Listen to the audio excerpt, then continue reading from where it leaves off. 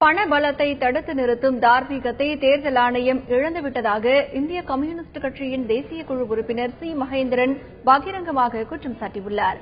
திருச்சி மாவட்ட கட்சி அலுவலகத்தில் செய்தியாளர்களிடம் பேசிய அவர் பணப்பட்டுவாடாவை தடுப்பது போல் தேர்தல் ஆணையம் நாடகமாடுவதாக விமர்சித்துள்ளார். தேர்தலில் ஆளும் அண்ணா திராவிட முன்னேற்றக் கழகம் வெறும் பணத்தை வைத்துக் கொண்டுதான் வெற்றி பெற வேண்டும் என்பதற்காக திட்டமிட்டிருக்கிறார்கள்.